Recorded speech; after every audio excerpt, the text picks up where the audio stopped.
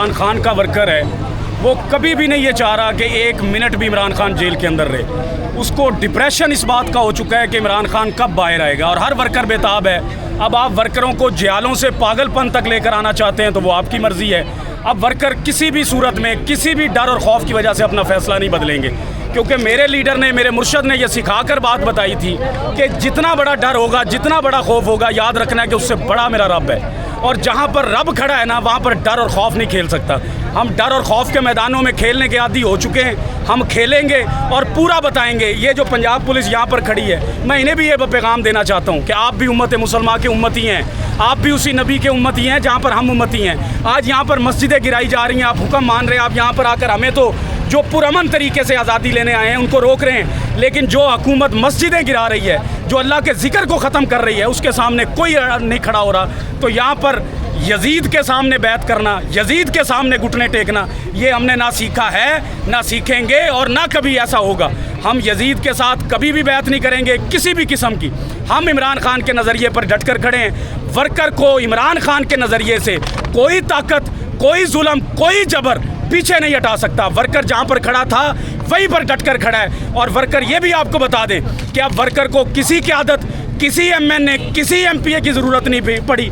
अब हमारे वर्कर्स को हम इमरान खान की ट्रेनिंग ने फौलाद बना दी है। ये वर्कर खुद निकल सकते हैं, अपने ज़ोरे बाजू पर निकलेंगे और फिर हम देखेंगे कि हमें कौन कौन गिराता है। हम अपनी माँ, बाप, बहन, बेटियां, बीवियां सब कुर्बान इमरान खान पर। जो जो उठाना चाहता है, 7 महीने से अगर मेरे जैसा एक आम वर्कर 7 FIRओं के अंदर एक ज़मानत अप्लाई नहीं कर रहा, उसकी वजह यह है कि जिस अदालत से मेरे लीडर को, मेरे मुर्शद को इंसाफ नहीं मिल रहा, तो मैं भी इस इस्लामी जमहूरिया पाकिस्तान में एक इख्तियारी की ज़िंदगी गुजार सकता हूँ। मेरे जिस्म को वो तकलीफ़ पहुँचे जो मेरे लीडर को अंदर बैठे पहुँच रही है, मेरे जहन को वो डिप्रेशन पहुँचे जो मेरे लीडर को, मेरे मुल्क के लिए वहाँ पर बैठा पहुँच रहा है। लेकिन बाहर हम जब देखते हैं एक नया तमाशा लगा हुआ है, एक नई पब्लिसिटी होती है, एक नया कोई कानून आ जाता है, इस तरह से हम नहीं चलने देंगे। हम खड़े थे और इंशाअल्लाह ताला खड़े रहेंगे। वज़ीर साहब, आपकी लीडरशिप के हवाले से क्या तहफ़्फ़ुज़ात हैं? आपकी लीडरशिप जो है वो नज़र नहीं आती। पिछली बार भी 5 अगस्त देखिए जी, खान साहब ने एक बात कही थी, खान साहब ने एक बात कही थी, मुझे याद है। मैंने ज़मान पार्क के अंदर 4 महीने 10 दिन गुजारे हैं बगैर किसी प्रोटोकॉल के, सड़क के ऊपर, सारा सोशल मीडिया गवाह है। उसकी वजह यह थी कि इमरान खान ने कहा था कि PTI तब ख़त्म होगी जब आप नज़रिए से पीछे हटेंगे। मैं क़यादत को ये पैगाम देना चाहता हूँ कि वर्कर का जो राइट है, अगर वर्कर अपनी हुकूमत के ख़िलाफ़ बोल सकता है, अपने हुक्मरानों के ख़िलाफ़ बोल सकता है, तो तनकीद बराए इस्लाह आप पर भी कर सकता है। 5 अगस्त आती है, 26 नवंबर आती है, आप लोग नज़र नहीं आते। लेकिन मैं अपने हल्के की बात करूँ या मैं अपने पंजाब की बात करूँ, आपकी शादी है, आपका ब्याह है, आपकी खुशी गमी है, आप हर जगह पर मौजूद हैं। आपके जिम खाने का इलेक्शन है, मुहर्रम के जलूस हैं, आपके तमाम लोग वहाँ पर मौजूद हैं। लेकिन एहतजाज आता है, काल होती है कि इमरान खान के लिए निकलना है, तो फिर क्या आपको तकलीफ़ होती है? नज़रिए पर आप हटेंगे, हम आपको उंगली भी करेंगे और आपसे सवाल भी पूछेंगे। नज़रिए पर जो रहेगा वर्कर उसके साथ खड़ा है, जो नज़रिए से हटेगा वर्कर उसकी धज्जियाँ भी उड़ा कर रख देगा इंशाल्लाह। क्या समझते हैं कि 2 साल से खान साहब अंदर हैं और अंदर होने की वजह यही है कि लीडरशिप वर्कर को सर इतनी बड़ी मकबूल तरीन जमात है, पूरे पाकिस्तानी ये बात सुन लें, इतनी बड़ी मकबूल तरीन जमात है। इसके तमाम MNA MPA इकट्ठे करें, इसके सैनिटर्स इकट्ठे करें, इसके तमाम सूबों के ओहदेदारान को इकट्ठा करें, UC लेवल तक जाएं। लाख लोग तो हमारे घर के अंदर पड़े हैं भाई, निकालने वाला कोई नज़र नहीं आता। निकालने वाले हों तो 5 अगस्त को आपको इस तरह से नज़र आता। पंजाब के अंदर आलिया हमजा की मैं ज़रूर तारीफ़ करूँगा कि उसने हम जैसे वर्कर्स को साथ मिलाकर पंजाब के अंदर जो एक हवा दी, एक दोबारा से लोगों को अपने पाँव पर खड़ा किया। 2 साल कभी भी मेरा लीडर अंदर जेल में नहीं रह सकता था, कोई दुनिया की ताकत उसको अंदर नहीं रख सकती थी। एक ताकत थी, अल्लाह की ताकत, अल्लाह की रज़ा के साथ वो अंदर था, लेकिन वो अल्लाह के ईमान पर खड़ा। इसका मतलब ये नहीं है कि कौम खामोश होगी।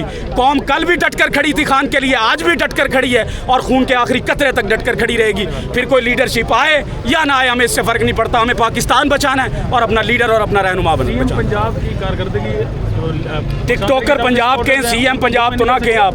CM पंजाब मेरी तो नहीं है, आप लोगों की होगी। मैं तो उसको CM पंजाब मानता ही नहीं। उसके CM पंजाब वाले करतूत होते तो आज मस्जिदें ना गिर रही होती।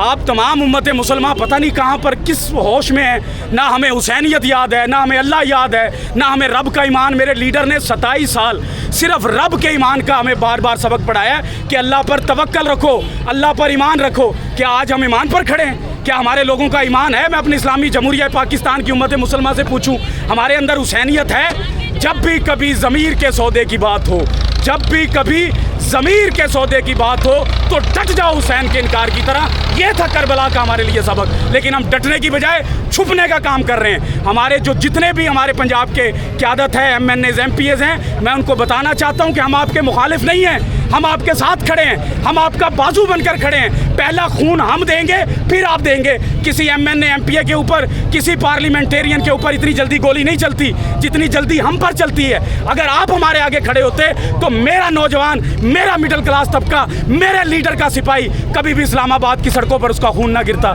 लेकिन आप लोग पीछे होते हैं, वर्कर आगे होते हैं। अगर आप टिकट लेने के लिए ज़मान पार्क में, मैं वो शक्लें जानता हूँ, टिकट लेने के लिए मच्छरों के अंदर बैठा करते थे आप। आज आपको टिकटें मिल गई, आज आपको नखरे आ रहे हैं, आज आपको मफामत आ रही है। मज़ामत की सियासत करें। अगर पाकिस्तान तहरीक इंसाफ में रहना है, इमरान खान के तर्ज तरीके से सियासत करें। ये कोई तरीका इमरान खान का नहीं है जिस तरीके से आप सियासत कर रहे हैं। और आखिर में मैं अपनी वज़ीर आला पंजाब जो बनी बैठी है इस टाइम फॉर्म 45 के, फॉर्म 47 के कागज़ों को इस्तेमाल करके, मैं उसको ये पैगाम देना चाहता हूँ, मस्जिदें गिराने से पहले इस हुकूमत को गिराना चाहिए था। अल्लाह के हजूर आप लोगों ने भी पेश होना है, अल्लाह को आप भी जवाब दे हैं। लेकिन जिस तरीके से आप मस्जिदें गिरा रहे हैं, मैं देख रहा हूँ कि आपका अंजाम बहुत करीब है। और इंशाअल्लाह ताला अल्लाह के फजलो करम से आप गिरेंगे भी, और हम वर्कर, हम पाकिस्तानी आपको इस मुल्क से भागने भी नहीं देंगे।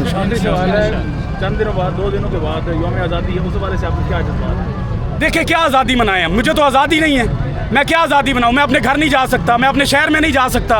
मैं अपने माँ बाप को, मेरी बेटी 9 मई को पैदा हुई है, मैं 9 मई से मफरूर हूँ, और मेरी बेटी अल्लाह ने मोहर लगा कर मुझे दी है, और एक मुजाहिदा बेटी मुझे दी है। इस 9 मई को मेरी बेटी पैदा हुई है, मैं उसको देखने तक नहीं जा सकता। ये आज़ादी है? मैं कौन सा झंडा उठाऊं? मैं इंडिया का झंडा उठाऊं, पाकिस्तान का झंडा उठाऊं? मैं किस झंडे को उठाकर कहूं कि मैं इस मुल्क में आज़ाद हूं? मेरी ज़ुबान कैद है, मेरा ज़हन कैद है, मेरा लीडर कैद है, मेरी कौम कैद है, मेरा नज़रिया कैद है। मैं किस बात की आज़ादी मनाऊं? मुझे आप बताएं, ये आज़ादी बनती है? यहाँ पर तो अफसोस करने की बात है, जिस मुल्क के अंदर जहाँ पर एक पाकिस्तान का झंडा देखकर पूरी कौम खड़ी हो जाया करती थी, आज वो कौम क्यों मायूस है? इसका फिक्र अडयाला जेल के अंदर पड़ा है। उस फिक्र को बाहर निकालें, तमाम आपको जश्न ही जश्न पूरी दुनिया में नजर आए।